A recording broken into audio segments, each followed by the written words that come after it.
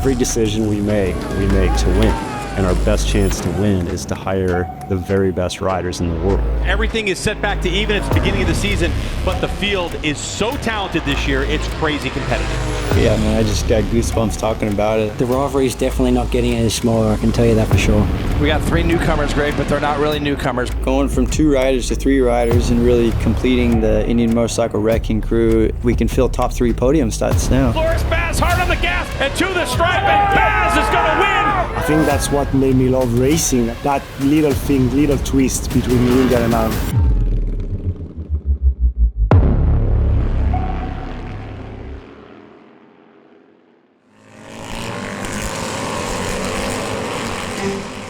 As soon as Indian made its first motorcycle, they raced it, like immediately from the prototype onward. Racing's always been an important facet of the Indian motorcycle business in product development and making the bikes better and faster and more reliable. Indian motorcycle is racing. It's in our DNA. It goes way back to when we started. We bring our best innovation to the bikes that are on the track, and then we bring that to the street. Indian motorcycle was forged in racing.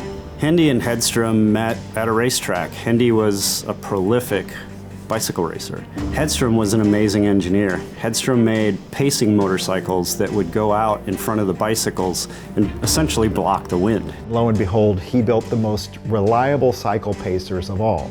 George Hendy saw one of his pacers in a race and approached Hedstrom, and a conversation began, and the idea of creating not just a pacing cycle but a motorcycle company arose from that conversation.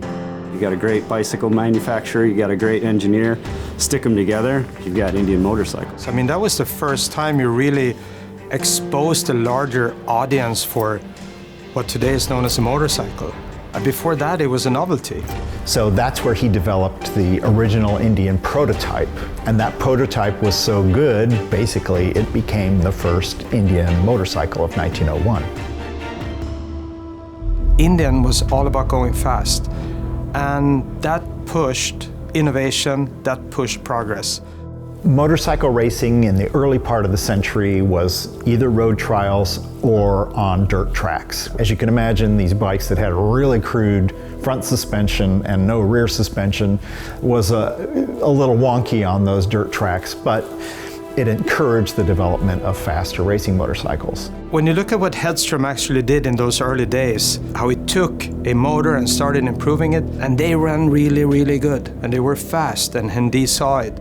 Indian introduced total outer space technology. They built their first 8-valve, overhead valve racing motor in 1911. They were raced in the United States, they were breaking speed records all over the country, they were even raced in Europe. Indian Factory sent a team to England to race at the Isle of Man. Indian began its worldwide footprint and was in fact the largest motorcycle factory in the world by 1911. This was high tech back in the day. This was state of the art. And this kind of spirit and mentality, it's the foundation of the company. And it feeds into everything we do also today. 2025 marks the return of the Indian Motorcycle Wrecking Crew. It was an amazing group of guys back in the late 40s, early 1950s that anytime they showed up at a flat track ruined everybody's weekend. And now we've got it again with Loris Baz, Troy Herfoss, and Tyler O'Hara. As well, Loris Baz on the bike this year as well. Big change for the team. Making his move over, going to compete for the full season here in Mission King of the Baggers for Indian. I grew up all my life in the racing. I'm named Loris because of Loris Capirossi. He's been a world champion 125 in 91. I needed an engine. I didn't want to do anything else, any other sport. If it didn't have an engine, I had no interest in that. I always said I'm going to be a professional motorcycle racer when I was 6, so I guess it's what it is. You know, now for me, having a third teammate, Loris Baz and Troy Herfoss, we're just all on the same page and we all have the same vision, and that's for Indian Motorcycle to continue winning championships as a team and continue this winning legacy. But to have the opportunity to be and form a new wrecking crew in the King of the Baggers is pretty exciting. I think we've got a really good dynamic. Tyler's a bit of an OG. We've got Loris Baz, who's proved to be an amazing rider wherever he rides, and I've got the #1 plate going to 2025. I think we've got a really good opportunity to work as a team and not just win, but win together and dominate. That's the plan. In the late 1940s and early 1950s, flat track was absolutely huge. And the first Indian motorcycle wrecking crew of Ernie Beckman, Bobby Hill, and Bill Tuman did exactly that. They ruined people's weekends all over the United States. They won the last 3 championships for the brand in flat track. Indian labeled their racing team the Wrecking Crew because they were cleaning up in racing. You know, ironically, the factory was going through all kinds of changes, you know, and trying to develop a lightweight modular motorcycle engine and really thinking towards the future. But their racing team, you know, they had decades, you know, 50 years of know-how. So yes, they threw money, tuning expertise, parts, everything behind this crew, and they were incredibly successful. Indian had every right at that point to call their team the Wrecking Crew because they were clearing out. Last year the bar was raised really high, and it looks like the bar's been raised again this season. Yeah, 2025, man, back at Daytona, a new beginning, a new chapter. Just happy to be here, enjoying it, embracing it, and, you know, ready to fight. Last year, again, with all the excitement of my first race weekend and doing well, there's expectation now. I've got a number 1 plate. The team know what I'm capable of. There's more competitive bikes in the grid this year, and as we all know, HD want to win as much as we want to win. It feels great. I mean, I always dreamed racing here, you know, since I'm a kid. I heard about that place and that track and the history of this race. And Daytona is it. This is where everything started. Daytona Beach, Florida it's the epicenter of racing.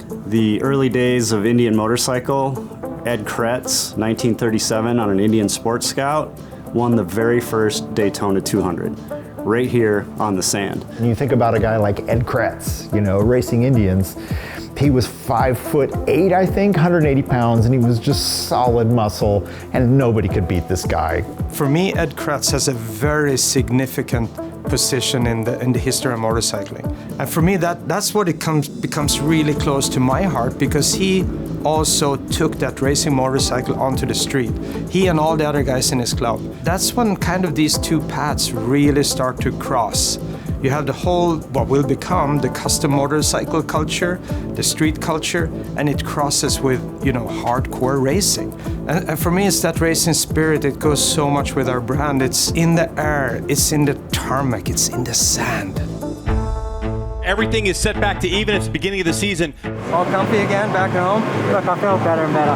Yeah. Get in there and ruffle some feathers.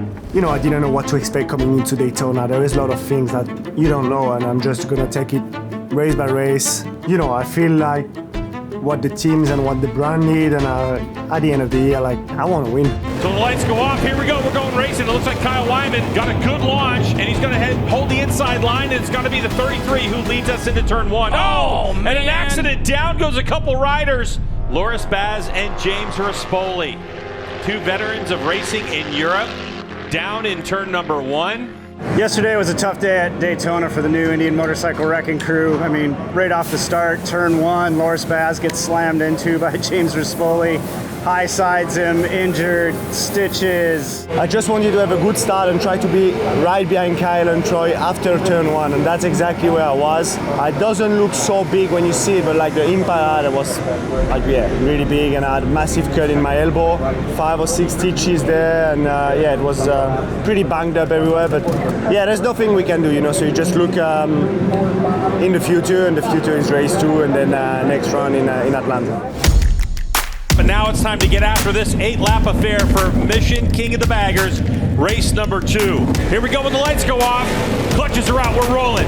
Here's turn number 1. It's a left turn, Kyle Wyman bends it in. Loris Baz looking for some room on his teammate. Come on. This guy won the championship with grit last year. The number 1 SNS Indian motorcycle, that's on a Challenger. Troy Herfoss goes onto the banking, and we're gonna see how these two American Iron machines face up on the high banks of Daytona. We got all the factory Indians and all the factory Harleys. Oh, Bradley Smith! Bradley Smith tips off. So this is all racing as Kyle takes over the lead from Herfoss. Come on, let's see this single fast. Come on, bud. First full lap goes to Loris Baz, 150.422, fastest lap of the race. For Loris Baz, he's still learning the track. This is his first time circulating Daytona on the high banks, albeit on a bagger. Loris Baz, right now, the Frenchman, very impressive performance. James Rispoli has hits gone the deck. down in turn number 6. To be hitting top gear right about now, and he's going to be getting sucked into the draft pretty violently at this moment, and you're going to see him pull to the right side of Kyle Wyman. Here they go to the stripe. They come. Wyman turns it left and wins the race by 56 thousandths of a second. And Herfoss thought he had timed it perfectly. A podium for Loris Baz at Daytona, a track that he has always wanted to race with stitches in his arm, you guys. I did a lot of races in my life with broken bones and injured, but this morning was just like pure torture riding the bike. A third place after what happened yesterday, it's a really good. Now I have some time to rest. Race day 2 in Daytona went a lot better than race day 1. The team executed the way they're supposed to execute. The riders executed the way they should. We led a lot of laps. We traded a lot of leads. Came down to the draft and the finish at Daytona like it always does. We came up just a little bit short. But honestly, overall, coming in 2nd, 3rd, and 4th, we got to take what we learned today versus day 1 and take that into Atlanta and do even better. We are back here at Michelin Raceway Road, Atlanta, for Mission King of the Baggers. Having a history at this track of winning is always good for everyone's confidence. Having a history of winning in the rain, is always good for everybody's confidence. It's a challenging track. I love the layout, I love the track, but you need to feel confident with the bike, and the bike needs to give you the trust to push. I've never been really lucky in this track, but I loved it, so we're gonna try to turn the luck around this weekend. We're getting ready to go racing here at Mission King of the Baggers, race number 1. When these lights go off, it's a wet racetrack. And away we go, and it's the 33 of Kyle Wyman who's going to lead us into turn number 1. First 20 seconds in Atlanta is so important, especially in these kind of conditions. Now, as Kyle Wyman looks to be streaking away, but he's got Troy Herfoss directly behind him. Baz goes around the outside of Rispoli as they go down into turn 10. So you got 3 factory Indians and a factory Harley sandwich at the moment. So this is the classic iron battle of American manufacturers here in this big twin category. Kyle Wyman has a long look over his shoulder, but here comes Loris Baz. Baz ran a good sector 1. So Loris Baz in the draft of the Harley-Davidson looks like he's going to make a move, but it's the Fast King on rain tires who's going to hold it wide open. Down into turn 10 they go, and Baz went around the outside to capture the lead. Here comes Loris Baz, hard on the gas behind the bubble and to the stripe, and Baz is going to win on his factory Indian machine, and it's going to go Troy Herfoss in 3rd place, Hayden Gillum in 4th. I never choose any ride in my life without wanting to win. I always tried my best. I trained for that, and so yeah, that's why I was really disappointed after the race 1 in at Daytona, because that was a big points away. And yeah, I'm happy. I mean, you never know if it's gonna come, but you work for that, and I'm proud of the team are doing, and we're working pretty well. The heritage of Indian Motorcycle is to develop champions. We've had so many champions in the history of our great brand. And to see somebody like Loris come out and just want it and dig deep, he's reflective of our past. He's reflective of the people that came before us. He's reflective of Indian Motorcycle and the Wrecking Crew. So it was good to put a stamp of validation on that today with the win.